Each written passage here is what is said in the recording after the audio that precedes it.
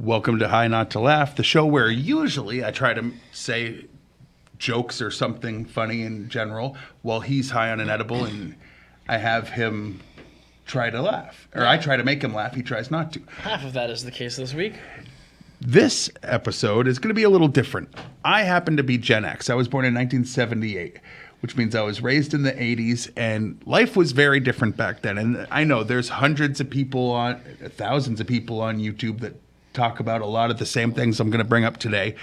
But I figured we'd do this kind of as a podcast kind of thing, this episode, where I'm going to tell you 10 things about my childhood and what it was like, and he's going to chip in with, I've done that, and we'll talk about once he's done the new version of that for his age group for if some I know of them. Or, just whatever it brings up as a topic for us to talk about.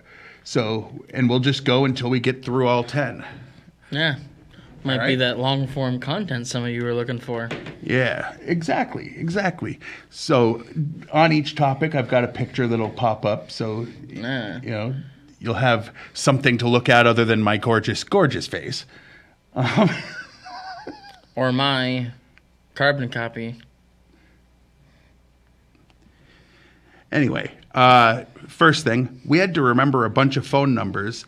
And the ones we didn't know, we had this giant book divided into two colors, white for people, yellow for businesses. Really? Uh-huh. That one I didn't know. That's a phone book. Oh, a phone book. Yeah. Well, okay, a big book. Like, it's a phone book. I've seen a phone book. I didn't know that they had colors for anything. They're not common anymore, phone books. Yeah, they used to give them out for free. You used to get them delivered to your house automatically. And it would have someone's last name, their first name, and their phone number, and their address.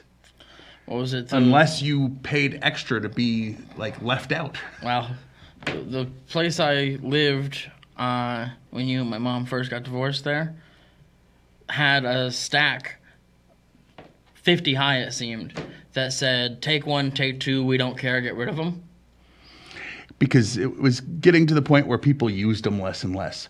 When I was growing up, we used them all the time. It's been a long time since I've seen one of those, jacked guys ripping one in half. But back then, we also didn't have something in our pocket where we could just type in, a business's name or whatever. And now I have to remember numbers to punch in at stores. Yeah. And I don't want to waste the time.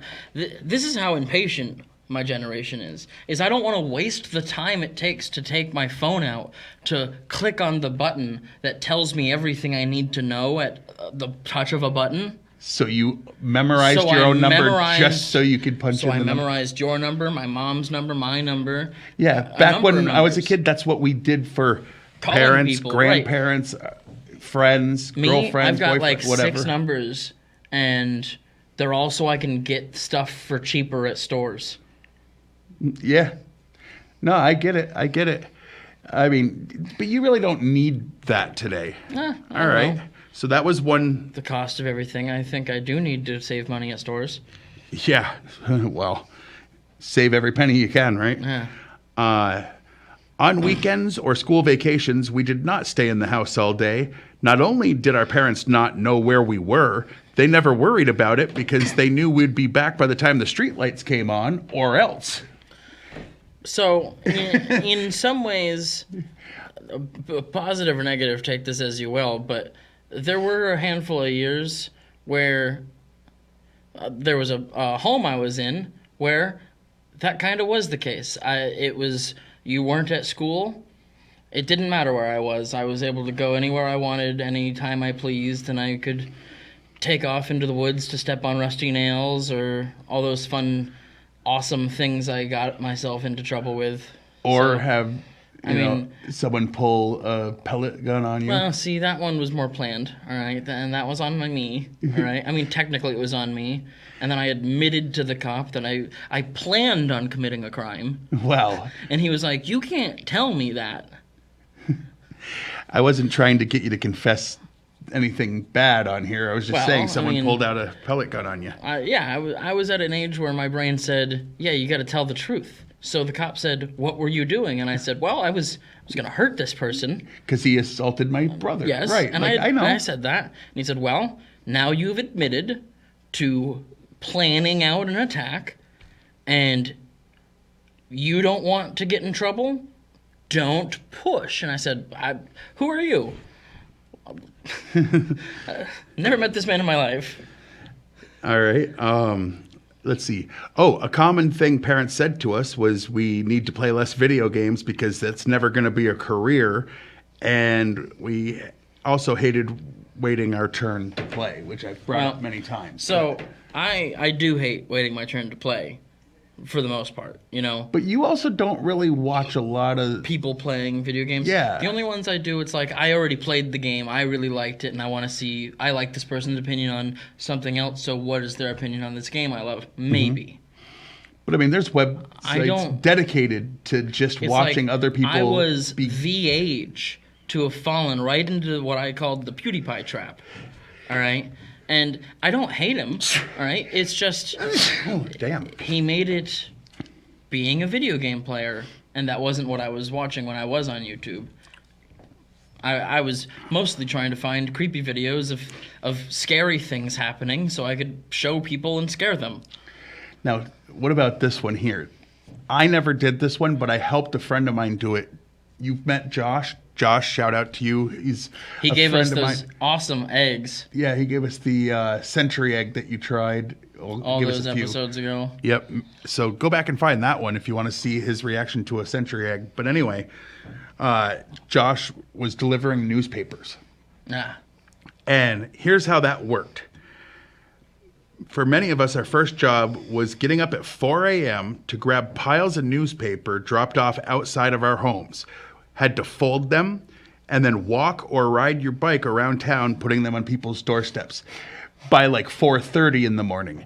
So that by the time that they're waking up for work, they can grab it. Right. It's supposed to be out on people's doorsteps by like, I think 5:30 at the latest, something like that was the rule. Can you imagine having parents that would tell you to be out of the house by yourself, wandering around where any stranger that happened to drove by could grab you at 4 o'clock in the morning? So, see, you're talking about when you and your buddies were growing up in that time, which means we were also taught not to get in vans. Hey, kid, you want some free candy? Yes. No. But, like, this was a time where it was, the late 80s? You guys were younger than teenagers at that point, getting these jobs, right? I mean, no, this was in the early 90s, I think, that early Josh 90s? did that. Yeah. Okay. So, late 80s, early 90s, this is a time when you don't want to be the guy in the van with the candy because that kid might shoot you. Well, no. Honestly, like, there was a lot of, like... pedophiles getting shot? There's certain words that we have to censor on YouTube. Okay. And you just use two of them in one sentence. Kidding? Yeah, not kidding. So, I don't know, it's far enough into the video, we could probably be sure, safe. but just like, I'm saying, like... Oops. Well... Like, we're trying to, like, build the channel, and it's hard to do when people go, oh, complain. No, it's pushing it out, you tell me. No, I mean, when they actually report the video, Oh. and then someone has to watch the whole thing, and then they'll delete it, that's because you're an idiot. Well, We could just cut this part out. no, because I like the part where I'm berating you. So do I, but it's like, if you're going to be a little punk about it. Well, I'm just saying, watch what you say. Boo-hoo, when I grew up. Watch the words you choose to use. Boo-hoo.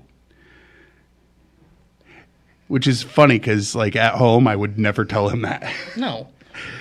It's literally now we're gonna this. get a reaction by JD. Right? No. No, he wishes he could call out people for what they are. You know that. Let's see. As a treat in school, sometimes we could use a computer to play a game. Something that almost no one afforded to have at home was a computer. By the way, when I said we got to play a game, usually we either had to catch a robber with our knowledge of geography, or we caught dysentery. Yes, the Oregon Trail. Those are those were our two options. So Carmen Sandiego. it was in my lifetime that changed, because in my fourth grade class there was a computer. It was the computer in all of the fourth grade classes. They only had the one. The other big advancement in technology we had was a projector that wasn't just light. Literally, this computer had one game, Snood. Snood, I like that game. And it was a line.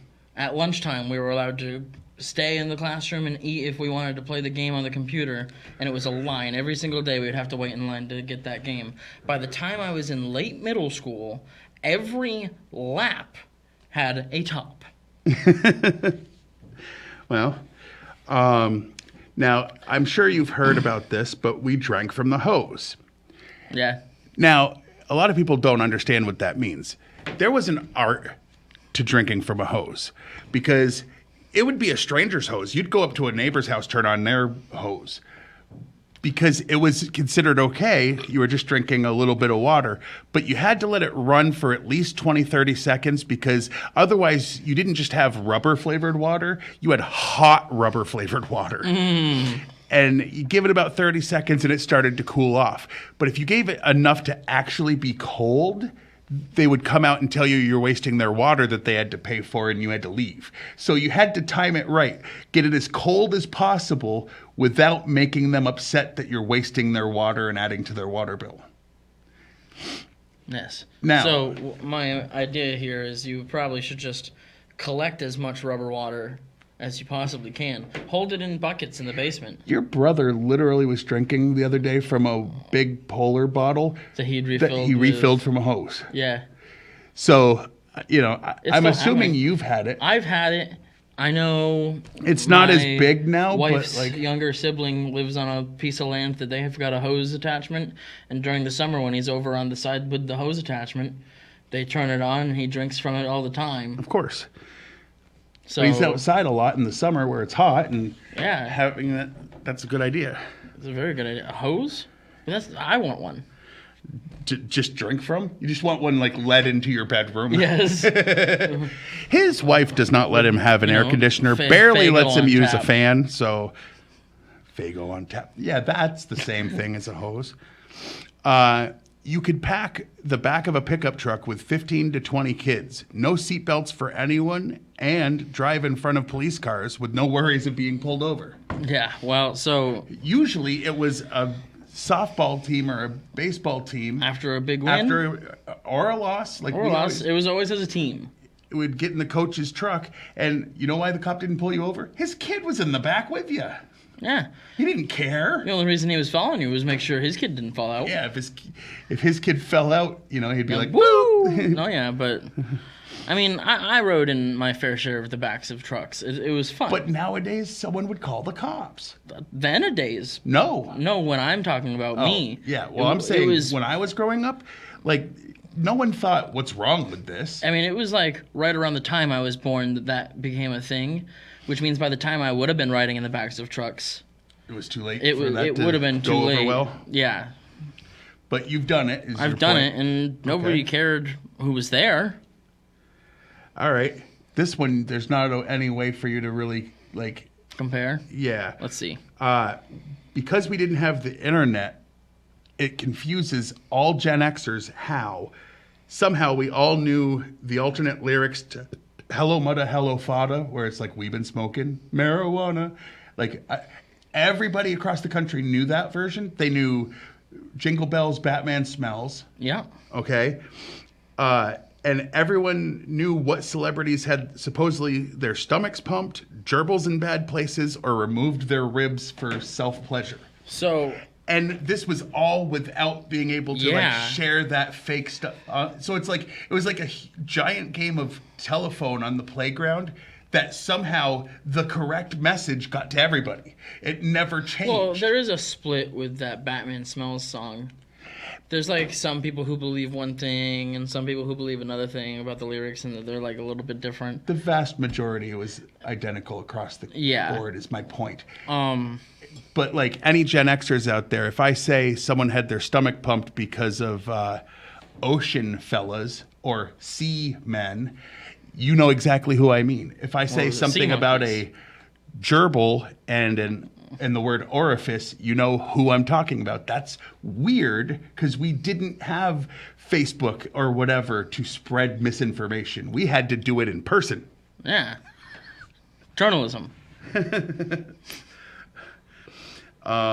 So there's not really a way to compare that because you've got the internet to do it. But I didn't at the very beginning. Like, even when the internet was a thing, like... I mean, the internet started before you were born as far as being most people like, had it. YouTube still wasn't, like, what it is. It wasn't near what it was or what it is now. So even if I was using the internet, it wasn't to connect with people. And somehow we all knew about the game, you know. Yeah, but that got passed around on the internet mostly. It was before that. No, because there was MySpace. You didn't personally, like, we waited till you were older to give you your own phone and allow you to, like, go on Facebook and stuff. Sure, but... No, so you were kept from that because of the excesses that are only getting worse. Well, but, yeah. you know, you're an adult. I'm not going to tell you not to now. Well, I just tried to raise you to be able to discern the stuff. Yeah. But it's like, I don't know, it kind of felt like the game went crazy. And then we're recording this on the it. day after Donald Sutherland passed away. And I guarantee the first thing he did was the first thing I did. Googled it because 99% of the time a celebrity dies, it's a lie. Yeah. And then other times it goes completely under the radar. It was like 9 months later that I found out that Larry King was dead. Well, it's like I thought he was going to live to 900. Well, he almost did. Only got a couple more. We didn't download music. We would call the radio station, request a song we liked, wait patiently with a blank cassette tape, and hope that the DJ didn't run his mouth over the opening notes of the song so we could have a clean edit of the song on our cassette. I would never, all right, I repeat never, go through any sort of work to get the clean edit of a song. No, not I don't mean censored. I mean a clean edit where it doesn't have someone, like, the opening riff is happening and it's like, come down Sunday, Sunday, Sunday. Like, they talk over the song. Yeah, they do. A clean edit meaning, okay, like, once in a while they would just start the song and shh. Would they? Yes. Actually, a buddy of mine named Lenny, if you're watching, hey, actually called one time and asked specifically, can you play this without talking over the beginning? I want to record it. In his request... That sounds illegal. Well, that was something that was fought in court, actually, in the 80s. And the courts decided you could make a copy off the radio or make a copy off a CD or another cassette. They tried to stop blank tapes from being a thing. But you couldn't on the internet. Personal copies. You couldn't make them and then sell them. You weren't allowed to sell them as the music that was on them. All right. Papa had a bunch of videotapes that had wrestling on them in the 80s, and he went to get rid of them, and he sold them $5 a piece as blank tapes. Oh, nice. Now, they were labeled with what was already on them, and the person who bought them was a fan of wrestling, but he had to legally say, like, these are being sold as blanks, because selling copyrighted stuff... It's against the rules. Right. Now, the guy probably watched every tape. Probably. But, you know, anyway. And the last one. When we were done watching a movie at home, we had to rewind the videotape before returning it to a store across town. If you didn't, they would charge you an extra fee to rewind it themselves. Yeah. I mean... Be Kind, Rewind? Yeah, I know that one. Yeah, well, now you look at, you know, if you're not streaming... Right. Even if you go with 4K, which is the newer one and or DVDs, Blu-ray, DVD, whatever, these are the things I live on. you didn't have to rewind. No. That was the I would put it best back thing. in and it would say, "Would you like to resume where you were?" Your grandparents had, it looks like a 57 Chevy. Yeah. They still have it. It's red, and it literally would pop up. You'd slide a tape in it, push it down, and the only function it had was it would rewind and then stop when it got to the beginning and pop back up. Yeah. Because it wasn't good for your VCR. Like, it would wear out the heads if you rewound it in the VCR a lot. That makes so they sense. invented a thing to just rewind them. It's ridiculous, but that makes sense. I owned some. Yeah. I mean, my first couple of movies that I ever owned were VHS. I owned But that was The back Little when I had Mermaid, something and you I could watch had- them on. What was I had robots on VHS. My sister still has a bunch of VHS Oh, yeah. and ways to watch it. They still sell a bunch of them. Yep. They're good. They're fun. You know, like there's something about that not great quality, the grainy look of every single thing, no blank matter tapes, you could set them at high quality where you could copy one movie onto it and have it be a good quality. A longer playing quality, so it would actually like cut the frame rate or the quality down to stretch out the time, and you could fit like 2, and then you could make it 8 hours where you'd usually fit like 3 movies, and it would be bad quality. Like really bad quality. Like it was, yeah. Why were people doing that one? Because you fit 3 movies on one tape. Okay, but if I can't watch them, You can. Well. Like people did. I'm telling you, just because people did something doesn't when mean there you was can only or should 3 do that. Nightmare on Elm Street movies, having one tape that had them all was handy. That's ridiculous. Because you didn't have to take them out and put the next tape in. You know, you got to do that with DVDs. You know, you got to do that with Blu-rays, and like But the best DVDs and Blu-rays, like for TV shows, for example, have like half a 10, season. 12 episodes or something on it. yeah, it's like, oh, this disc can hold 9 hours. But those were the 10 things. It sounds like most of them you experienced In at some least way. a little. Like you never called into the radio with a blank cassette, but you don't have No, to. but I You can went up to the stream or- DJ at the dance and requested music. Well, yeah, but that's not quite the same thing. That's not quite the same thing. But what was I going to say? So I guess that's it for this episode. Yeah. All right, then, as always, come to the dank side.